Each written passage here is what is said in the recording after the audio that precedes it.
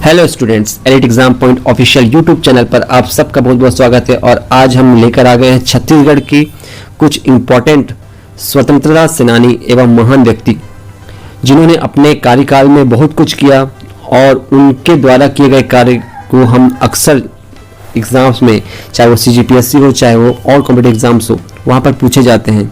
तो आइए उनके द्वारा जो किया गया कार्य है उनके बारे में जानते हैं और समझते हैं। लेकिन उससे पहले अगर आप इस चैनल पर नए हैं और इस चैनल को अब तक आपने सब्सक्राइब नहीं किया तो जल्दी सब्सक्राइब कर लें और बेल आइकन पर क्लिक करना ना भूलें ताकि आने वाली वीडियोस की सारी नोटिफिकेशन आपको तुरंत मिल जाए। तो चलिए बिना देरी किए वीडियो शुरू करते हैं। तो छत्तीसगढ़ के मुख्य स्वतंत्रता सेनानी और महान व्यक्ति कौन कौन है आइए जानते हैं। तो सबसे पहले है Sundarlal Sharma, Thakur Pyarelal Singh, barrister Chhedilal, 4th number पे है ई रघुवेंद्र राव, फिर है घनश्याम सिंह गुप्ता, फिर 6वें नंबर पे वामन राव लाखे, 7वें नंबर पे है यति यतनलाल और 8वें नंबर पे है डॉक्टर खूबचंद बघेल। सबसे पहले देखते हैं पंडित सुंदरलाल शर्मा। पंडित सुंदरलाल शर्मा का जन्म जो है 21 दिसंबर 1881 में हुआ था ग्राम चमसूर राजिम में। उनकी मृत्यु 28 दिसंबर 1940 में हुई। उनके पिता का नाम पंडित जयलाल तिवारी है, उनकी माता का नाम देवमती। चलिए जानते हैं पंडित सुंदरलाल शर्मा के बारे में। पंडित सुंदरलाल शर्मा सामाजिक कार्यकर्ता, समाज सेवक, स्वतंत्रता संग्राम सेनानी, कवि तथा बहुमुखी प्रतिभा के धनी थे। इसके अतिरिक्त ये नाट्यकला, चित्रकला एवं मूर्तिकला में भी पारंगत थे। तो हम देख सकते हैं कि पंडित सुंदरलाल शर्मा जो है समाज कार्यकर्ता के रूप में, स्वतंत्रता सेनानी के रूप में काफी फेमस थे। इसके अलावा वे कवि और उनके पास बहुत सारे टैलेंट्स भी थे। वो नाट्यकला, चित्रकला, मूर्तिकला में भी निपुण थे। इन्हें छत्तीसगढ़ में जन जागरण तथा सामाजिक क्रांति के अग्रदूत, छत्तीसगढ़ के प्रथम स्वप्न दृष्टा, छत्तीसगढ़ के युग परिवर्तक की तथा छत्तीसगढ़ का गांधी भी कहा जाता है। मतलब पंडित सुंदरलाल शर्मा को छत्तीसगढ़ का क्या कहा जाता है? गांधी भी कहा जाता है। इन्हें जन जागरण तथा सामाजिक क्रांति लाने में काफी ज्यादा इन्होंने महत्वपूर्ण भूमिका निभाई थी। पंडित सुंदरलाल शर्मा ने केवल प्राथमिक तक ही शिक्षा ग्रहण की थी। इसके साथ ही उन्होंने संस्कृत, बंगला, मराठी, उड़िया भाषाओं का भी गहन अध्ययन किया। मतलब उनकी शिक्षा जो है, शिक्षा दीक्षा बहुत ही कम रही। उन्होंने प्राथमिक स्तर तक ही अपनी पढ़ाई की, लेकिन उनके साथ साथ उनको लैंग्वेज का काफी अच्छा ज्ञान था, पकड़ था उनको लैंग्वेज की तरफ। बंगला, मराठी, उड़िया और अन्य भाषाओं को अच्छी तरीके से वो बोल लेते थे। सन 1898 में राजिम में कवि समाज की स्थापना, उनके सहयोगी थे पंडित विश्वनाथ दुबे। 1906 में सुमित्र मंडल की स्थापना तथा भारतीय राष्ट्रीय कांग्रेस में शामिल हुए। 1907 में राजिम में संस्कृत पाठशाला की स्थापना की और कुछ वर्षों के बाद वहां वाचनालय की स्थापना की। 1912 में छत्तीसगढ़ के प्रथम खंड काव्य दान लीला की रचना की। 1916 में महंत नयन दास के सहयोग से गौवध के विरुद्ध आंदोलन का संचालन किया। 1918 में मुंगेली के सतनामी को जनेऊ धारण करवाया तथा उन्हें समाज में सर्वोन की बराबरी का दर्जा दिलाया। 1918 में अपनी पांडुलिपि में छत्तीसगढ़ का नक्शा बनाया। 1920 में कंडेल नहर सत्याग्रह का नेतृत्व किया। इनके प्रयासों से गांधी जी 20 दिसंबर 1920 को पहली बार छत्तीसगढ़ आए। 1922 सिहावा नगरी जंगल सत्याग्रह में अहम भूमिका उन्होंने निभाई। 1922 में ही जेल में श्री कृष्ण जन्म स्थली नामक हस्तलिखित पत्रिका निकाली। 1924 में रायपुर में सतनामी आश्रम की उन्होंने स्थापना की। 1925 में राजिम के राजीव लोचन मंदिर में हरिजनों का प्रवेश कराया। 1930 में रुद्री नवागांव जंगल सत्याग्रह का संचालन उन्होंने ही किया। पंडित सुंदरलाल शर्मा जी ने गांधी जी के पूर्व ही अक्षोद्वार का कार्य प्रारंभ कर दिया था। इसलिए गांधी जी ने उन्हें छत्तीसगढ़ में अपने द्वितीय प्रवास के दौरान उन्हें अपना गुरु कहकर संबोधित किया था। पंडित सुंदरलाल शर्मा द्वारा लिखित कुछ प्रमुख ग्रंथ हैं: सतनामी, भजनमाला, प्रहलाद चरित्र एवं करुणा, पच्चीसी आदि। अब बात करते हैं ठाकुर प्यारेलाल सिंह की। ठाकुर प्यारेलाल सिंह का जन्म 21 दिसंबर 1891 को ग्राम दोहान राजनांदगांव में हुआ। उनकी मृत्यु 20 अक्टूबर 1954 को हुआ। पिता का नाम ठाकुर दीनदयाल सिंह और माता का नाम नर्मदा देवी।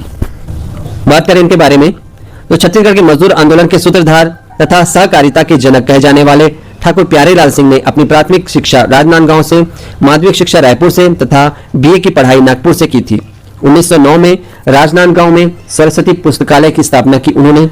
1915 में दुर्ग में वकालत आरंभ की।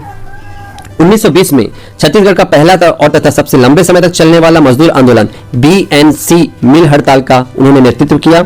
1926 में रायपुर में छत्तीसगढ़ छात्र सम्मेलन की अध्यक्षता की। 1930 में बंदोबस्त के विरोध में पट्टा मत लो लगान मत दो आंदोलन का नेतृत्व किया। 1937 में रायपुर नगर पालिका के अध्यक्ष चुने गए। 1938 में छत्तीसगढ़ कॉलेज की स्थापना में उन्होंने सराहनीय भूमिका निभाई। 1945 में छत्तीसगढ़ बुनकर सहकारिता समिति की स्थापना की। 1948 में रियासतों का भारत संघ में सिविलियन हेतु cancel of action in Chhattisgarh states की स्थापना की। 1954 में भूदान के लिए जनमानस को तैयार हेतु पैदल यात्रा के दौरान अस्वस्थ होने पर उनका देहांत हो गया। अब बात करते हैं बैरिस्टर छेदीलाल की। इनका जन्म 1887 को अकरतला बिलासपुर में हुआ। इनकी मृत्यु 1956 में दिल का दौरा पड़ने से हुई। इनके पिता का नाम श्री पचकोड़ सिंह था। बात करें इनके बारे में, छत्तीसगढ़ के प्रथम बैरिस्टर छेदीलाल श्रेष्ठ लेखक, विचारक, जन चेतना के प्रणेता थे। उन्होंने अपनी प्राथमिक शिक्षा अकरतला से, माध्यमिक शिक्षा बिलासपुर से, म्युनिसिपल स्कूल हाई स्कूल से, उच्च शिक्षा रायपुर से तथा उच्चतर माध्यमिक शिक्षा प्रयाग से पास की।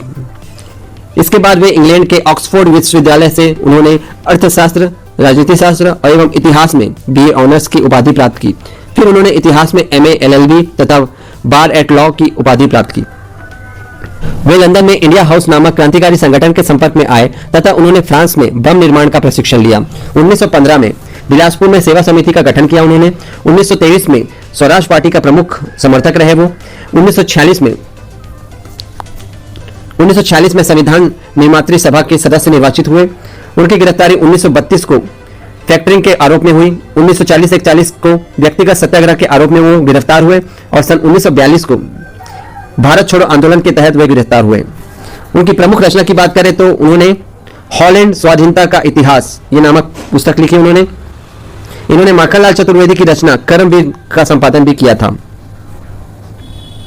अब बात कर लेते हैं ई राघवेंद्र राव की। इनका जन्म 1889 कामठी नागपुर में हुआ। इनकी मृत्यु 15 जून 1942 को हुई। इनके पिता का नाम श्री नागन्ना राव था। उनकी माता का नाम श्रीमती लक्ष्मी नरसम्मा था। छत्तीसगढ़ के प्रथम आईसीएस अधिकारी ई राघवेंद्र राव प्रतिभाशाली, निर्भीक, विलक्षण बुद्धि के धनी थे और तथा उज्जवल चरित्रवान व्यक्ति थे। उन्होंने अपनी प्राथमिक हाई स्कूल शिक्षा बिलासपुर के म्युनिसिपल हाई स्कूल से की और उच्च शिक्षा नागपुर से तथा वकालत की शिक्षा लंदन से प्राप्त की। बैरिस्टरी की पढ़ाई करते समय उनके पिता का आकस्मिक निधन हो गया था। तब उन्हें पढ़ाई बीच में ही छोड़कर स्वदेश लौटना पड़ा। 1912 में वे पुनः लंदन गए और वहां उन्होंने वकालत की शिक्षा पूरी की।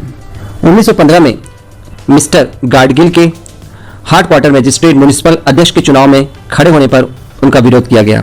1916 से 27 में बिलासपुर नगर पालिका के अध्यक्ष रहे। 1920 में असहयोग आंदोलन में छत्तीसगढ़ के प्रमुख आंदोलनकर्ता बने।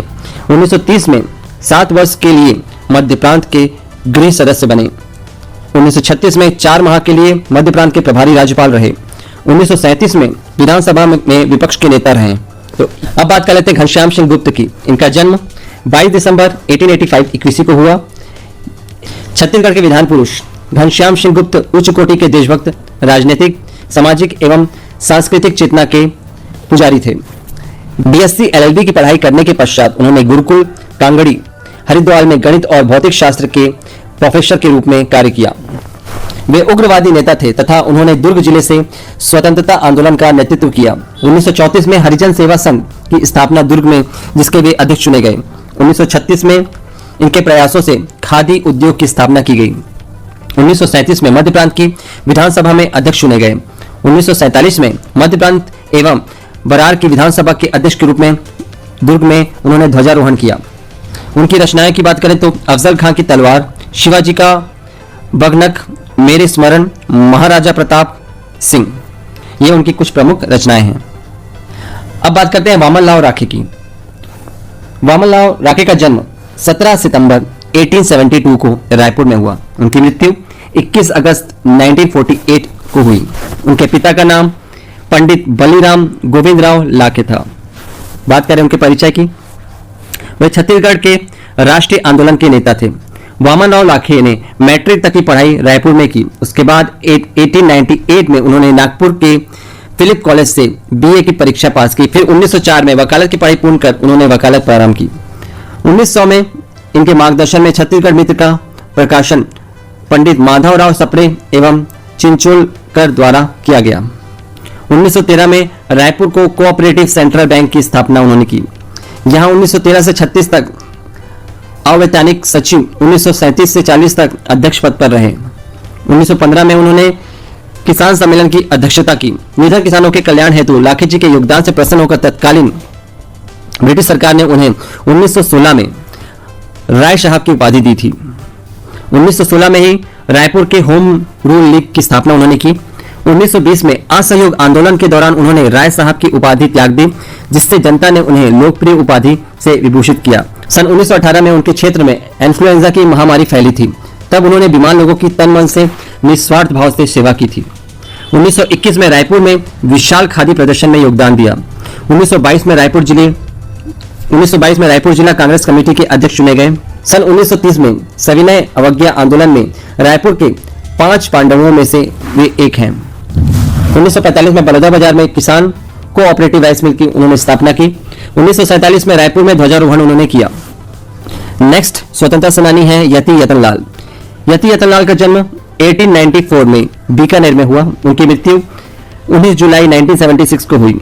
बात करें उनके परिचय के बारे में, तो रायपुर से छत्तीसगढ़ के स्वतंत्रता सेनानी यति यतनलाल ने अपनी शिक्षा दीक्षा रायपुर से ही ग्रहण की। 1919 में वे राजनीति से जुड़े। 1921 में कांग्रेस की सदस्यता ग्रहण की। 1922 में जिला कांग्रेस कमेटी के उपाध्यक्ष नियुक्त किए गए। 1924 से 25 में जिला कांग्रेस के अध्यक्ष निर्वाचित हुए। 1930 में सविनय अवज्ञा आंदोलन के दौरान शराब दुकानों के सामने पैकेटिंग के कार्यक्रम के संचालक नियुक्त किए गए। 1933 में हरिजन उद्धार आंदोलन के प्रचार में वे सक्रिय रहे। छत्तीसगढ़ शासन द्वारा इनकी स्मृति में अहिंसा एवं गौ रक्षा के क्षेत्र में राज्य अलंकरण पुरस्कार दिया जाता है। और लास्ट है डॉक्टर खूबचंद बघेल। जी हाँ, खूबचंद बघेल का जन्म सन 1900 को पथरी रायपुर में हुआ। उनकी मृत्यु 1969 में हुई।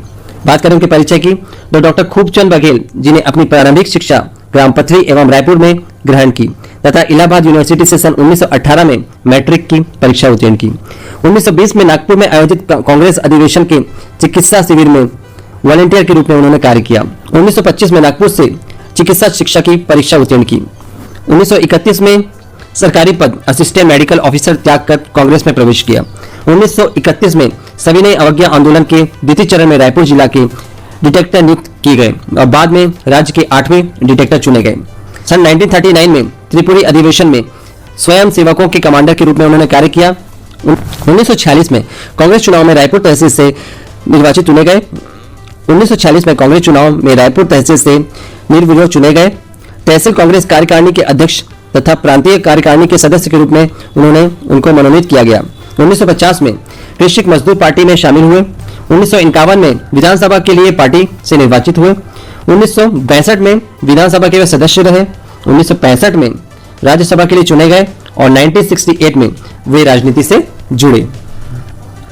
तो ये थी डॉक्टर खूबचंद बघेल की जर्नी। तो ये थी दोस्तों कुछ इंपॉर्टेंट स्वतंत्रता सेनानी जो हमारे छत्तीसगढ़ को आगे ले जाने में काफी उन्होंने महत्वपूर्ण भूमिका निभाई। उम्मीद है ये वीडियो काफी आपको अच्छा लगा होगा, इससे और आपको अच्छी जानकारी मिली होगी। मिलते हैं नेक्स्ट वीडियो में, तब तक के लिए अपना ध्यान रखिए और देखते रहिए light exam point official Ravi के साथ। Thank you so much.